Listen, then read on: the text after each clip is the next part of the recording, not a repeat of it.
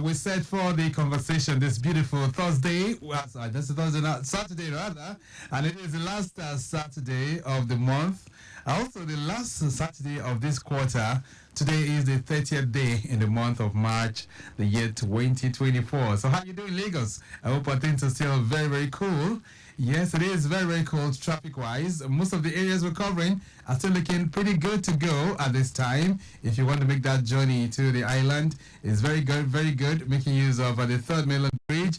Same for your journey through Ikorodu Road is also very good too. So you do not have any major worries this morning. Those of you coming into Lagos on the Lagos-Ibadan Expressway, also looking good too. We can tell you most of the areas we're covering, very good. And then from the Ejibo end, I understand it's good movement from areas like Paku, Okiafa, down to Jakonde Gate, looking pretty good. NNPC Junction, proceeding towards Mubostik to Kano, very much okay as well. Likewise, for the return journey from Kano through Mubostik, all very good. The entire stretch of areas like Igbi, Ikotun Road is looking very good. Steady movement as well, both in and out of Ujudu up to Ikotun roundabout, heading towards Old Garage, looking very good. Traffic is also very steady from Jakonde Gate, proceeding towards Paco. Although you have some slow portions there due to bad portions of the road, we have traffic managers on ground doing the needful, and all through the length and breadth of the corridor, we do not have any breakdowns there. So that's very, very good news.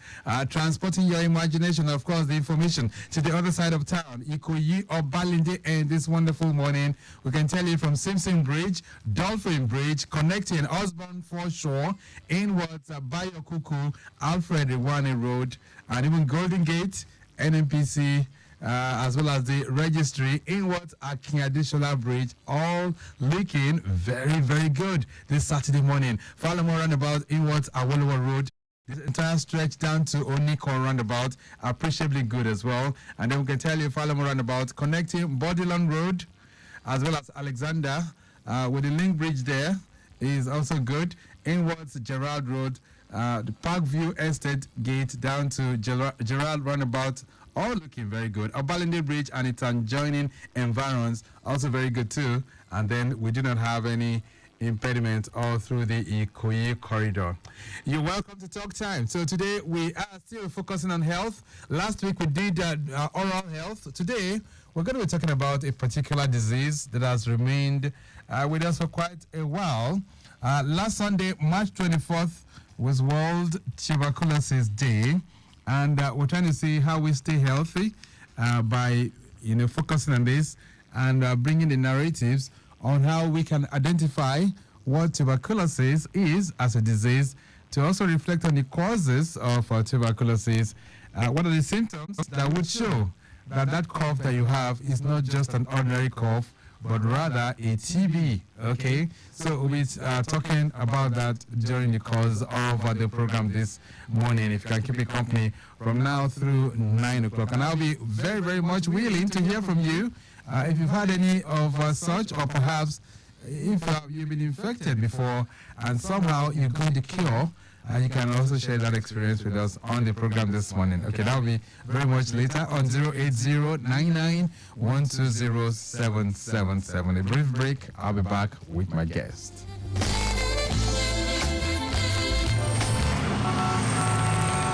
People, I dey on top Lagos Road from Lagos Traffic Radio 96.1 FM to go ask the people how them sabi how to drive. Make we hear them. Nobody taught me how to drive. So I'm a mechanical engineer. When my boss told me to go and press that clutch, then press the brake. So from that side, I started driving. So now I'm a perfect driving. My husband usually give me driving instruction. He's the one that taught me how to drive. Like me, I went to driving school and they trained me for 3 months on how to drive a car perfectly. And they also taught me the rules and regulations for driving a car.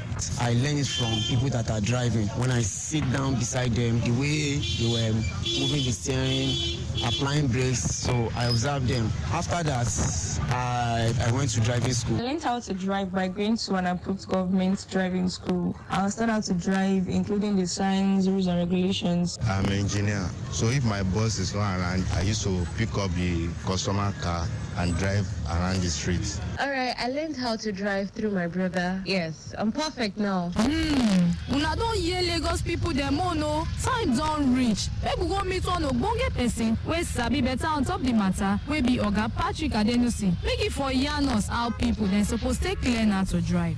The way you want learn how to drive, you suppose go driving school where driver instructor go teach you, because your papa, your mama, your driver, your organizer go teach you the error wey them also know during the work. It go make driving dey difficult. But if you go driving school, then go teach you about the yellow box, then go teach you how you go enter road safely, then go tell you the person wey get right of way. Make all of us go do the right thing. Go driving school. Make our Lagos for better. Lagosians, abeg, make sure na confirm driving school you go when the time reach for you to sabi. No go follow shortcut. Na Lagos Traffic Radio 96.1 FM dey power this message.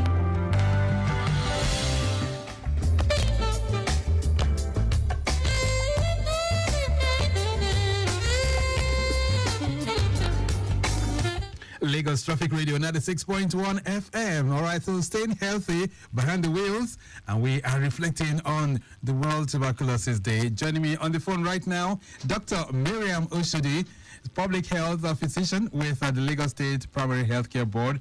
She's also our own in-house analyst when we talk about health issues. All right, Dr. Miriam Oshodi, nice to have you. Good morning. Good morning, Victor. How are you doing? Very good. It's been quite a while, really, since we had this conversation. So how are you doing? I'm good. And you? Very good, too. So I know that on Sunday, the world reflected a bit and paid attention to tuberculosis as a disease. It's one that you rarely hear about these days, TB, because it appears other diseases has taken front page. But talk to me, Dr. Miriam Oshodi. TB, is it still very prevalent in our world today? Yes, it is it's still very prevalent in our world today. And that's the reason why the World Tuberculosis Day this year is aimed at increasing awareness as usual. And then the theme for this this year's event is Yes, We Can Stop TB. And this because every year, we still have 10 million people coming down with tuberculosis globally. Did you say 10 million? 1.5 Yes, 10 million globally people come down with tuberculosis, and then 1.5 million people of those 10 also die from tuberculosis, making it the world's top infectious disease.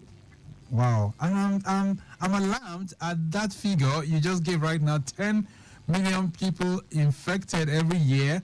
1.5 million out of that 10 die. That means it's a real serious public health issue across the world. Yes, it is. It is. And it's also a leading cause of death among people with HIV and some other diseases. Unfortunately, most of people that fall ill from TB are people that live in low and middle income countries like ours. And then even in Nigeria, if you look at the statistics we have in Nigeria, we notice an increase in the incidence of tuberculosis from looking at the span of from year 2000 to 2021. We had an increase from 269,000 in 2000 to 467,000 in 2021. And it's important that we know that when we have these data, it's just the tip of the iceberg, because a good number of them don't present at the health facility, and this data is also not something not they might not be captured in the data. It's important that we know that TB is still something of concern for us. All right, so I'm just looking through the theme of this year's celebration, which is Yes, We Can End Tuberculosis, and it is a continuum from what we had was that last year now. So I'm wondering why the World Health Organization is repeating this theme.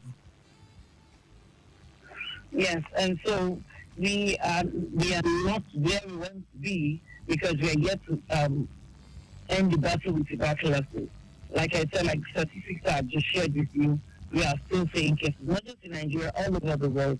And so we need to increase this awareness. We need to lay additional emphasis on it for people to know that, just like you said, utility TB was a forgotten story because it's not been in the limelight for a while. So we have to keep emphasizing, and so we have to keep enlightening people. So that's why we have to. That is, I think you quite agree with them. Bringing that thing back is very, very important, right, so that people will know that we still have something we need to start. Yeah. Okay, so but let me ask you, as a medical practitioner, can TB be ended? Yes, it's very possible. It might just take a long while, but it's very possible that we end TB. Okay. Okay, so ending it means that there will be lots that one can do. I know we can set up from you on the kind of solutions, but when we talk about tuberculosis, what kind of ailment are we referring to? Let's begin to enlighten our listeners this morning. Yeah. Okay, so tuberculosis is caused by a bacteria, Mycobacterium tuberculosis, and it usually affects the lung, and it's a very contagious disease, actually. So when someone has tuberculosis, that person can pass it to another person. Because most of symptoms that you see people that have tuberculosis have, sometimes they don't have symptoms, so it's very important to know that. And then for some that have symptoms, you can, yes, one can have tuberculosis and not have any symptoms. Also, when the person has another infection that reduces the immunity, and then the person comes out with full-blown tuberculosis. So now, some might have symptoms, like I said, some might not have symptoms. And then there are these people that have symptoms. One of the very common symptoms is persistent cough. Okay. Cough. If anyone has cough that is lasting more than 3 weeks, you need to check your medical personnel. And then also cough that is productive of phlegm, that's sputum, bloodish sputum. You have to check it up. And then weight loss, loss of appetite, feeling unwell. Some might have fever. And then also night sweat, excessive night. I know that the weather is a bit harsh. Up, and then yes, we sweat. Yes, and when we sweat excessively, however, yes, if you notice that this is going beyond normal, you also need to check it up. And then some people will come up with chest pain as well. So this is a part of symptoms that one that has TB can have. Right. And is tuberculosis, is it age specific, or does it discriminate according to race or gender? No, it's not age specific. Any age group can have tuberculosis. Any gender can have tuberculosis. It's not age specific. Right. It's not age specific. So it's common. I wanted to mention something. Yes, go ahead. Yes, please. I want to mention something because most of the time we always believe that tuberculosis is just chest infection and affects the lungs. Tuberculosis can actually affect other organs of the body. So yes, it starts with the lung, but it also could spread to other parts of the body. So there are other forms of tuberculosis that people could have. And so someone that has tuberculosis might not even present with findings on the chest, but it might be other parts of the body. So if anyone has any swollen part of the body that you're not clear about, it's important to check, because tuberculosis, you could have abdominal tuberculosis, you could have tuberculosis disease, that's tuberculosis of the spine, spreading to the bone, and then you can have people having persistent headache, seizures from tuberculosis that have spread to other organs of the body. Right. It's important that we know that tuberculosis is not just the disease of the lungs. So do we have different strains or different types of tuberculosis? Okay, so it's just Mycobacterium tuberculosis. But the problem is that most people that have tuberculosis, for some people, that have tuberculosis, they could have tuberculosis and start treatment, and then they default. What I mean by they default is they still have treatment for a period of time, and then maybe after the month, no, I don't think I can continue with this treatment again. And then they go off the treatment. So people like that, when they're going to come back to come and recommend their treatment, it's not impossible that they will have what we call multi-drug tuberculosis. Did you get that? Right.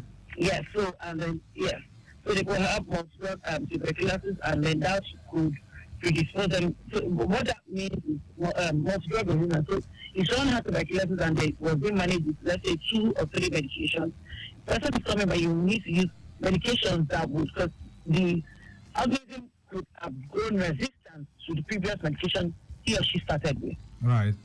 Yeah, so that would go an extra length, yeah. So let's talk about the causes now, because a lot of times we always want to adduce the upsurge of any kind of ailment or disease to a particular cause. So for you as a medical practitioner of many years, what causes tuberculosis? Okay, so just like I said, it's caused by this bacterium. However, it's the predisposing factors that we would now have to look at now. So now for anyone that is coughing, first of all, you have to look at, let's look at housing too. So people living in overcrowded areas are exposed to having tuberculosis. Because if you have someone that has tuberculosis that is coughing, that person can easily transfer it to another person. It's airborne. It's a airborne disease. Okay. It's very likely that one, yeah. So poor housing can also affect that. Also, people smoke cigarettes. Right. And then because they're already will keep their lungs, and so they can also become predisposed to having tuberculosis. And then also poor hygiene. Hand washing is very, very key. Keep emphasizing it at every time. That for everything, you ensure that you wash your hands, so that if perhaps someone comes near you or something, it keeps you safer. And then for people that have cough, please, it's important that you practice cough etiquette.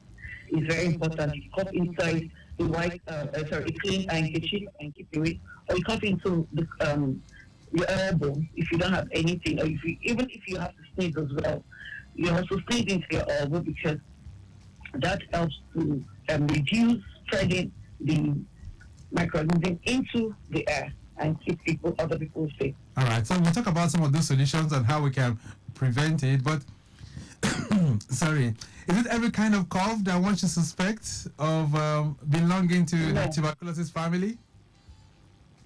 No, not every kind of cough. So it's cough of greater than 3 weeks duration.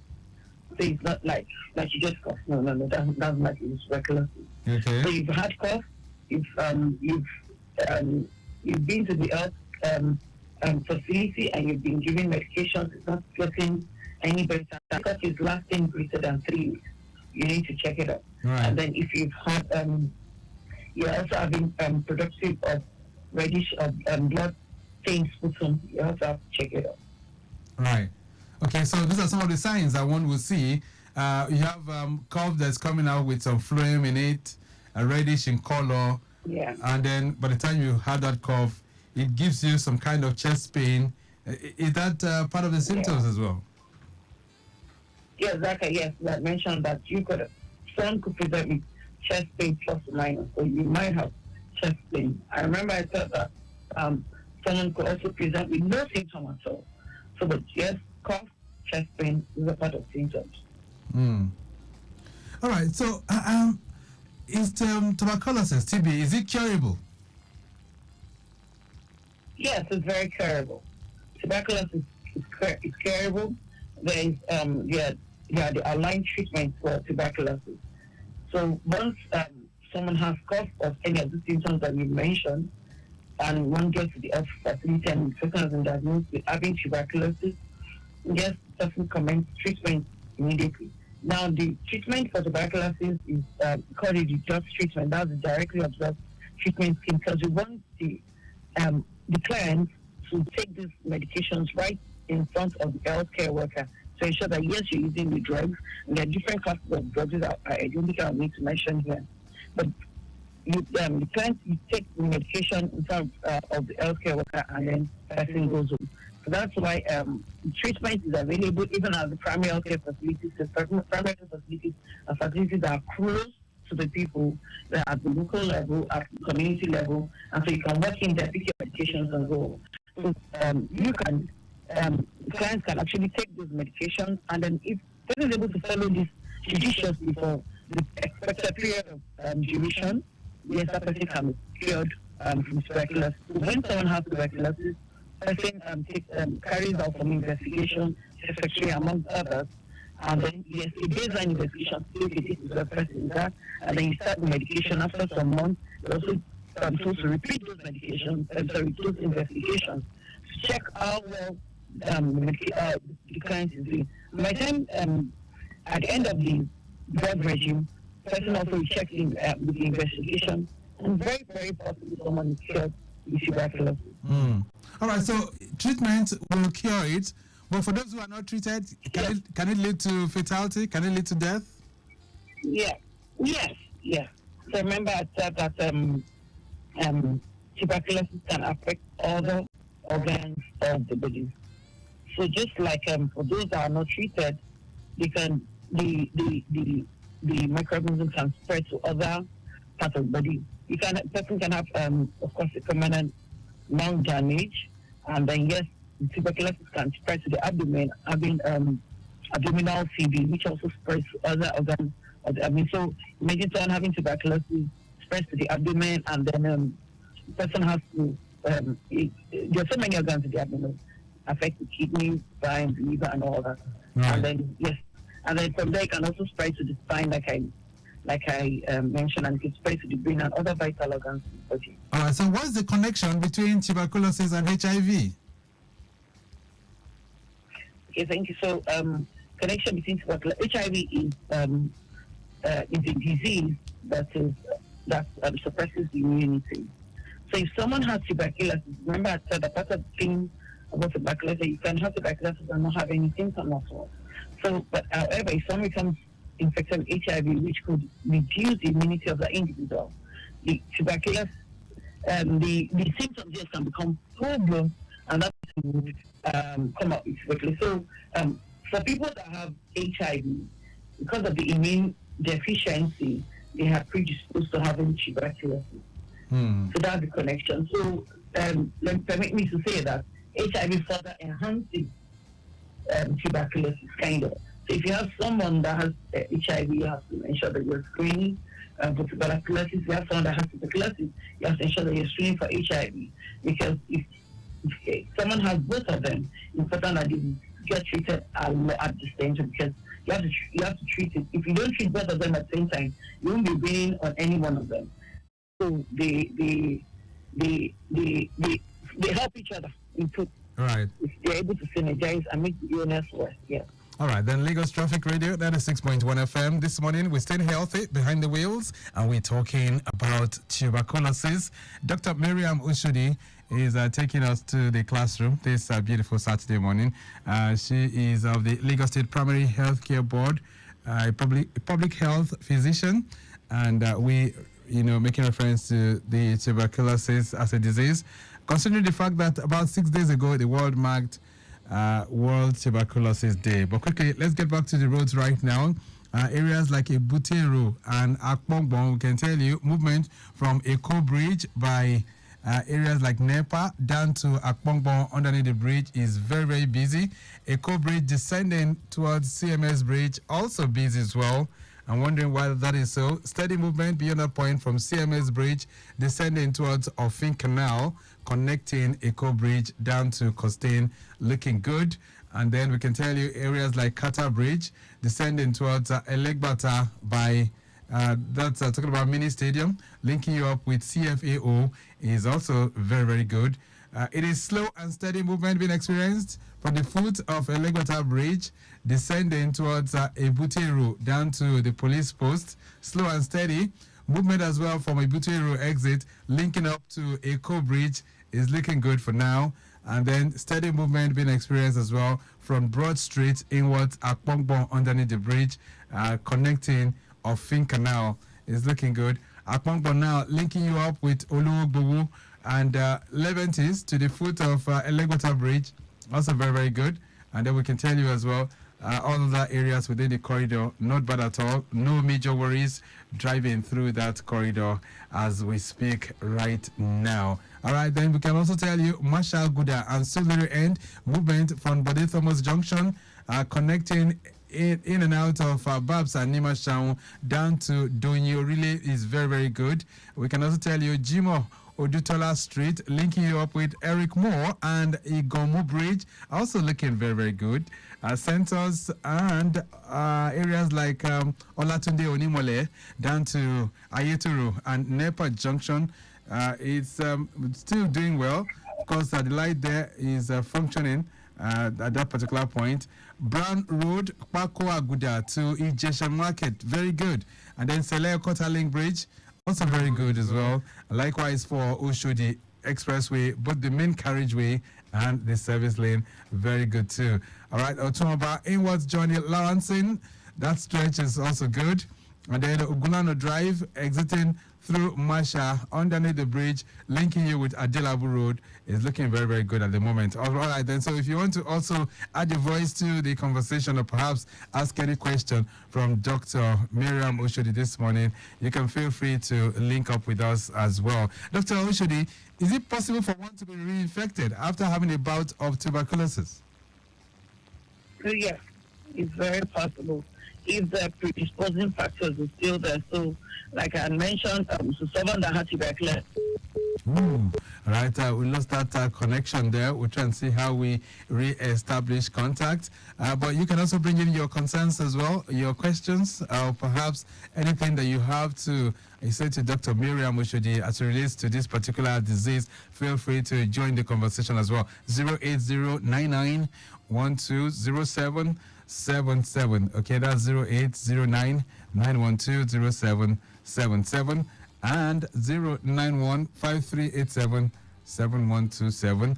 Those are the numbers that you can connect. We're talking tuberculosis. We're trying to see how we stay healthy, especially during this time of the year with even the climate changing, the weather very, very intense these days. And you heard from her some of the things that could cause tuberculosis, right? Living in overcrowded places. And once you have that kind of scenario, like 5, 6, 7, or even 10 people in a room, the likelihood of you coming down with it, because you're all going to be, breathing to one another, and that could lead to some complications, so to say. Dr. Miriam, are you back? Yeah, I'm back. Okay, so I was just asking if one can be reinfected after a bout of tuberculosis. Yes, I said yes. That was what I was responding to, yes. So someone can be reinfected after a bout of tuberculosis. And that's because, so if person has gone through the course of treatment and person is yes, you're cured, but the person goes back or is still predisposed to factors that would further enhance having the infection. But so imagine someone that picks up smoking after being cured of tuberculosis. You're already a start long, so you're already predisposing yourself. Right. And are you there? Yeah, can you hear me, please? Yes, I can hear you, even though it's fluctuating. Yes. Okay, so also someone that had tuberculosis and maybe some of his household members, and they didn't get treated, he got treated. If he comes back and if they still have tuberculosis, they can be infecting as well. So for anyone that has tuberculosis, there's something we call contact tracing. It's important that we trace all the people that are living close to those persons, check them up to get them investigated to know whether they have tuberculosis or not. If they do, they get treated accordingly, and if they don't, they are taught safe practices on how to live with their housemates that have tuberculosis. So right. But at the end of treatment, everyone is fine. Yeah. Okay, then there's a question here for you. It says, good morning, Lagos Traffic Radio. Can a pregnant woman be infected by TB? This is Sheyi from Magodo sending this one in. Yes, a pregnant woman can be infected with TB, just like a pregnant woman can be infected with HIV. So if a pregnant woman is in an enabling area where maybe she lives in a crowded environment with poor ventilation, yes, she can be infected with TB. And then there are guidelines for management of pregnant women with tuberculosis and HIV. Right. So for that kind of a situation, is she going to be isolated, or what happens? No, she's not going to be isolated. Well, she's going to be, because... Hello? So she'll have some investigations, and then she'll be given medication, just like I said, the director of the treatment scheme. She'll be given medications, and she'll be monitored closely. She can be very fine even with her baby. All right. All right, then. Lagos Traffic Radio 96.1 FM 08099120777 and 09153877127. Those are the numbers. I want to ask Dr. Miriam Oshodi any question that relates to this ailment. We're talking about tuberculosis. She did say 10 million people globally are infected every year, and 1.5 out of that 10 million are likely to die. That's a huge figure. There's one here. It says, good morning, Traffic Radio. Nice program. Victor, my name is Lola. It's okay, so Lola from Ogudu. It says, please, what is the best way to prevent TB, especially if the person is living in the same house with you? What are the steps to take? All right, Lola is sending that one in from Ogudu. All right, Dr. Miriam, what's the best way to prevent? Yeah, so to prevent TB, the first thing is there's immunization, there's vaccine for TB. But however, this vaccine is in the expanded program on immunization and it's for children. So that's why when we have newborns around us, let's ensure that they get to the healthcare facility to have their immunization. The BCG vaccine is a live vaccine that protects against tuberculosis and is given to children at birth. And it's for those that are not able to get it, it's important that we get this vaccine immediately. The children are.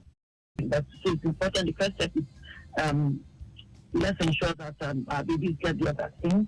That's number one. Number two also is the fact that you know that someone has TB, so you also have to encourage the person to get to the healthcare facility, or whether you know the person has TB or you're suspecting that the person has TB. It's important that the person gets to the healthcare facility to be diagnosed, to be sure that yes, it's a confirmed case of TB, and then the person commence treatment. It's important to show them love. TB is there's no need to stigmatize anyone that has tuberculosis or HIV. You have to show the person love. You know, in those days we had practice love. Or someone has TB, you can't touch them. You can keep their cup aside and keep them in a separate room and things like that. No, you should not stigmatize them. But let's find out now, Dr. Miriam. So can I use the same cup with somebody that has TB? So I didn't get that. Can I use the same cup? Can I use the same spoon, the same plate with somebody who's infected? Yes, someone who is infected, yes. You can. You just ensure that you're properly washed. You're properly washed. Yes, you're properly washed. And that's why I mentioned good practices. Hygiene practice, you wash your hands regularly, and the person has to cough. Good cough ethics. Wash your coughs regularly. Make sure the person is adhering to their medication. Very, very important. And then also, people that are living close to anyone that has TB should also go to the healthcare facility and check and get tested to be sure that, and then if someone has TB, is not a death sentence. So please, it's not end of the world. Right. Go to the healthcare facility, get your medication, and follow the prescription as stated. Person is good to go. All right, there's a question here for you. It says, good morning, sir, and the doctor in the studio. Please, can TB be contacted through sex? Deborah is sending this one in from Igondo. No, so tuberculosis is an airborne disease and cannot be contacted through sexual intercourse or relationship. So it's airborne, and so you can't contact it through sex. However, because if you have someone, maybe a partner that has tuberculosis, close relationship, you're almost talking and speaking into each other's mouth, you understand, would make you predisposed to the organism at a very close range. So that person can come with come down with tuberculosis. All right, let's begin to wrap this up right now. Dr. Miriam Oshodi, so you've given us the causes. How can we prevent it? And in terms of solution, how can we end tuberculosis, by the way? Okay, so to end tuberculosis starts with me and you. And that's the first thing we are doing is we have to keep enlightening ourselves. We have to increase the awareness amongst people, and then we also have to, that's basically like primary prevention now, and then also have to encourage vaccination, particularly among children, newborn children, and then let's now go to practices, good ventilation in our homes, like for those of us that stay, for those people that stay within air condition, open the window, let there be cross ventilation, good hygiene, covering of the mouth and nose when coughing or sneezing to reduce the spread of the bacteria, and then if you're ill or you have any symptoms, please let us stop self-medication. Let's get to the healthcare facility. Let's get tested. It might not be tuberculosis, but let's get tested to be sure that whatever thing it is, you see a healthcare practitioner that gives you the appropriate advice, and then you can go on with treatment. All right. And then for any disease, also it's very important that we there's case training. Anyone that has tuberculosis, please also be concerned about people that live around you so that they could also get tested and then checked up to be sure that you don't have disease. Or if they do, they can start treatment as soon as possible. All right, then. So we leave it at that for now. Dr. Miriam Oshodi, thank you so much for connecting with us this morning.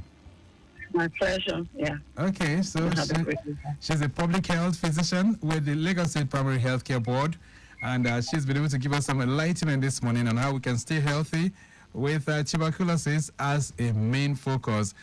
We did say that the theme for this year's celebration, yes, we can end tuberculosis, but that requires a whole lot of collaboration, like she has emphasized, and that has to be between me and you. We have to go. The program has been produced by Mike James. I say a big thank you to our social media team, Okpayim Shodinke, and Deborah in the building as well.